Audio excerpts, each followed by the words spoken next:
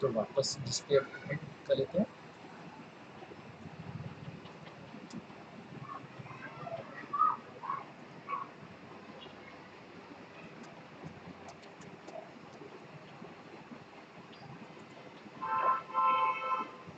हमारा आज का नेक्स्ट टॉपिक है दोस्तों, more on static data members and static member functions. मैं आप लोगों के लिए कैंपस क्वेश्चन कवर कर रहा हूँ। What will be the output of following course length? हमें कोड दिया जाएगा और हमसे कहा जाएगा कि बताइए इसका आउटपुट क्या होगा। तो आप लोग मेरे साथ साथ प्रोग्राम कीजिए, फिर इसको हम फिगर से डिस्कस करेंगे कि इसका आंसर क्या होना चाहिए।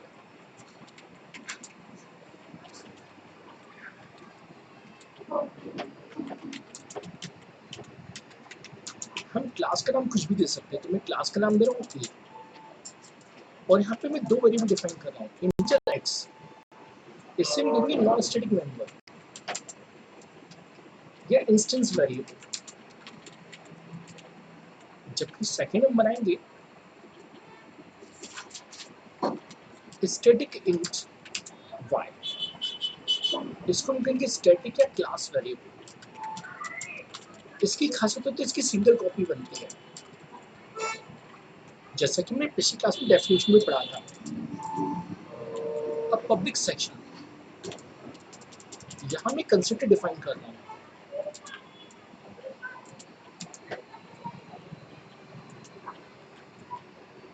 जिस कंस्ट्रक्टर में कुछ पैरामीटर्स हों उसे हम कहते हैं पैरामीटराइज्ड कंस्ट्रक्टर। हम चाहते हैं कि x में आ जाए a की वैल्यू, y में आ जाए b की value.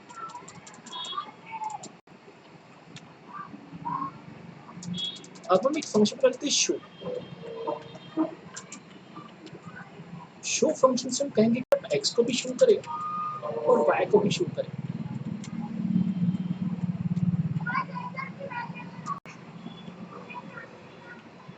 So we are displaying value of x as well as value of y. ठीक,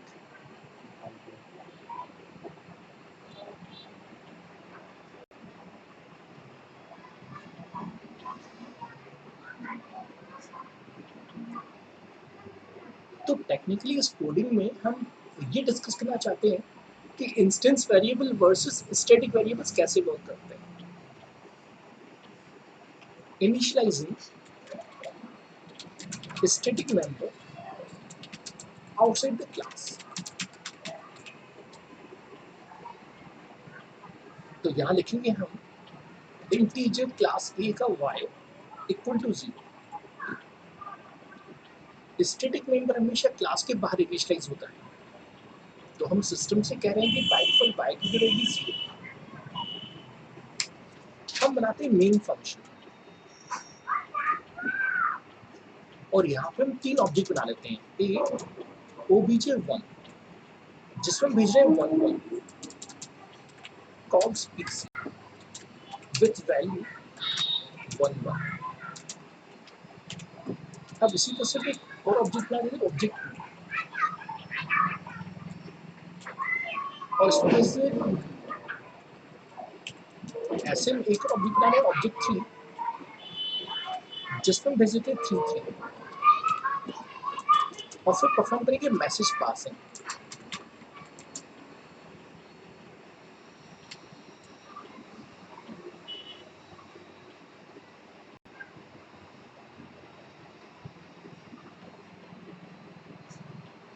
हम चाहें तो इन सबको एक ही लाइन में भी लिख सकते थे, अगर आप चाहें तो एक लाइन में भी लिखा जा सकता है।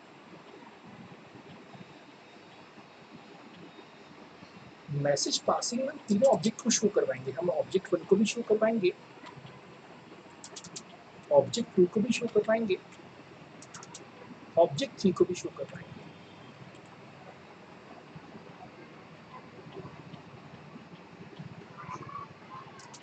लास्ट में रिटर्न 0 और करी ब्रेसेस।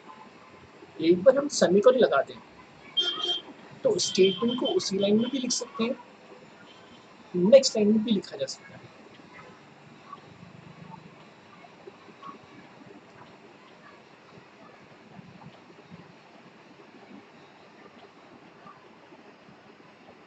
अब इस प्रोग्राम के आउटपुट को हम फिगर से समझेंगे कि इसका आउटपुट क्या है।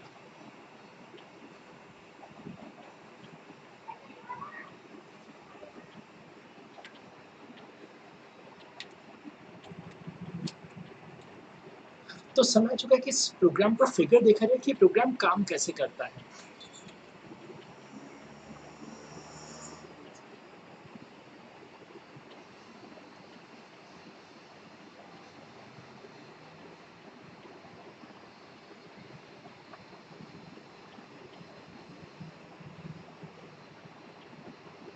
हमने क्लास ए बनाई जिसमें दो वेरिएबल थे, एक्स और वाई। एक्स को हमने रखा नॉन स्टैटिक और हमने वाई को रखा स्टैटिक यानी सिंगल कॉपी। ये पहली स्टेप थी। हमने कंस्ट्रक्टर बनाया जिसमें हमने दो पैरामीटर दिए ए और बी, और हमने एक्स में दे दिया ए, वाई में दे दिया बी। हमने शो से कहा कि आप एक्स और वाई शो करें। मेन प्रोग्राम में तीन ऑब्जेक्ट बने। अब पहले ऑब्जेक्ट में क्या बने, भेजा 1 1।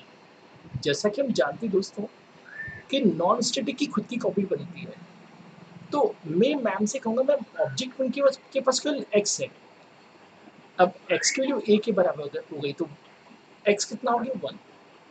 लेकिन हम जानते हैं कि ये जो वैल्यू है दोस्तों, ये वैल्यू जाएगी वाई के पास क्योंकि वाई की सिंगल कॉपी है। तो पहली बार वाई की वैल्यू क्या हो जाएगी, पहली बार वाई की वैल्यू जाएगी 1।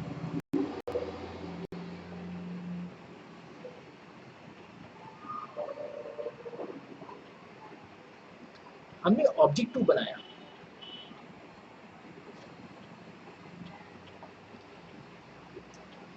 यहाँ पे y की सिंगल कॉपी है, तो इनिशियली मैंने y को 0 रखा था। अगर आपको याद हो तो मैंने इनिशियलाइज किया था 0 से। लेकिन मैम से कहूँगा मैम हमने पहले ऑब्जेक्ट को जब बनाया तो हमने दो वैल्यू पास की 1 1, तो ये कहलाएगा a, ये कहलाएगा b। तो x हो गया 1, y हो गया 1। हमने ऑब्जेक्ट 2 बनाया। अब ऑब्जेक्ट 2 में क्या भेजा 2 2, तो x हो गया 2। लेकिन हम जानते हैं कि y की सिंगल कॉपी, तो y भी क्या हो गया 2।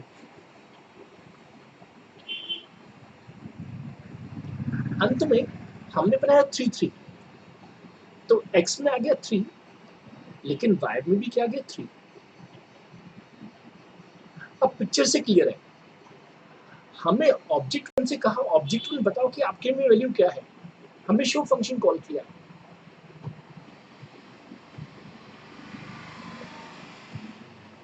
तो ऑब्जेक्ट 1 कहेगा कि वैल्यू क्या है x1, लेकिन y कितनी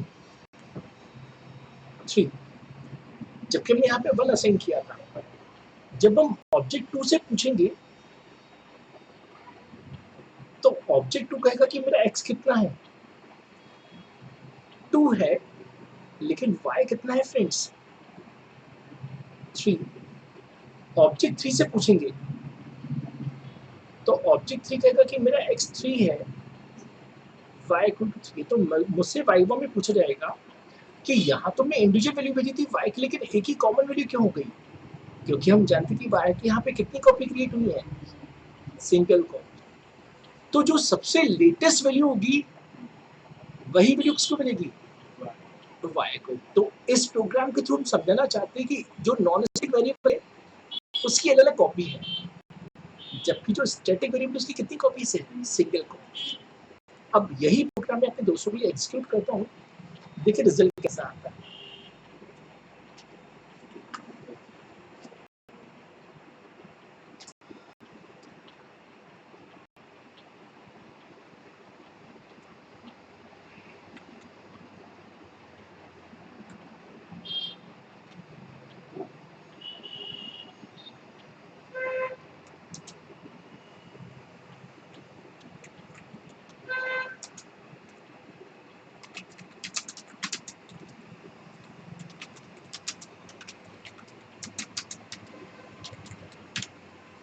अब इस प्रोग्राम को एग्जीक्यूट करके देखते हैं कि रिजल्ट हमें कैसा मिलता है।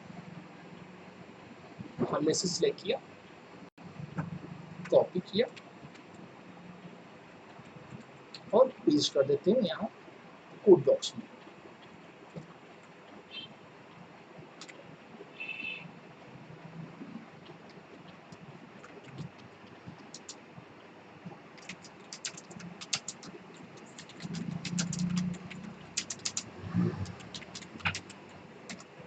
इसे कंपाइल करते हैं और रन करते हैं। तो जैसा कि टीचर ने समझा कि हमें x मिलेगा 1 3 ऑब्जेक्ट 1 के लिए, ऑब्जेक्ट 2 के लिए मिलेगा 2 3 और ऑब्जेक्ट 3 के लिए क्या मिलेगा 3 3। अंत में मैं अपने स्टूडेंट को एक होमवर्क देना चाहता हूँ सेम इसी कंसेप्ट के बेसिस पे, टू डू एट होम।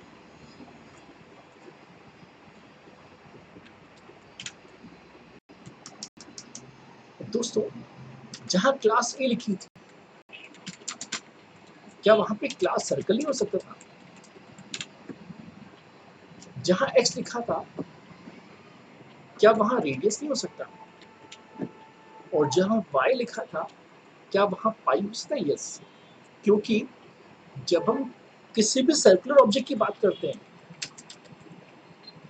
तो सर्कुलर ऑब्जेक्ट की कुछ ना कुछ एरिया होती है और एरिया का फॉर्मूला था पाई आर स्क्वायर। अब चाहे छोटा सर्कल हो चाहे बड़ा सर्कल, पाई की वैल्यू हमेशा सेम रहेगी, क्या? 3.14। लेकिन अगर मैं 3 ऑब्जेक्ट बना रहा हूँ, जिसे मैं बना रहा हूँ ऑब्जेक्ट 1, ऑब्जेक्ट 2, ऑब्जेक्ट 3, इसकी जगह आप पढ़िए रिंग, बैंगल और व्हील। मेरे घर में एक अंगूठी रखी हुई है, तो अंगूठी की साइज छोटी होती है तो रेडियस कम होगा। बैंगल यानी चूड़ी, चूड़ी की साइज थोड़ी सी बड़ी होगी और पहिए की साइज तो डेफिनेटली बड़ी होगी। तो तीनों का रेडियस अलग अलग है, रेडियस की इंडिविजुअल कॉपी है।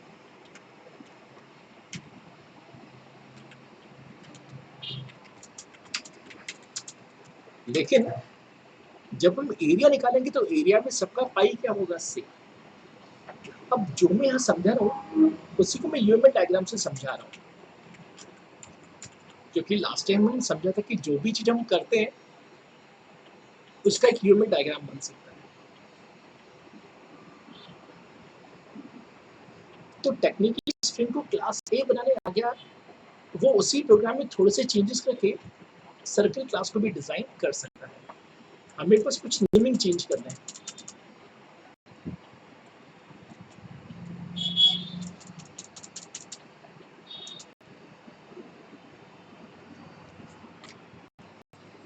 देखिए इसका यूएमएल डायग्राम कैसा होगा।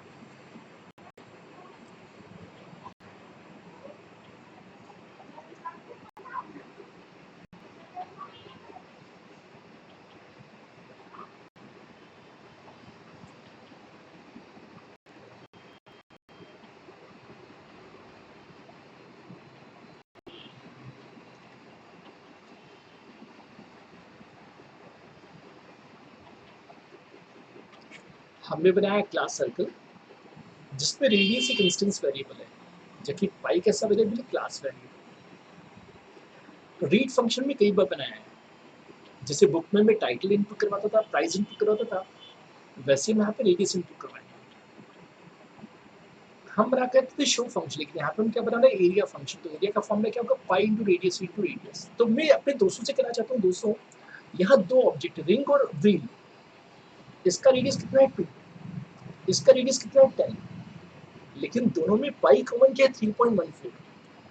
इसका से पाई की दो वैल्यू नहीं, हमें पाई की कितनी वैल्यू जरूरत पड़ेगी? एक ही वैल्यू। तो सबसे पहले आप लोग क्लास बनाएंगे सर्कल जिसमें रेडियस और पाई रखेंगे, जैसे कि हमने क्लास ए बनाई थी।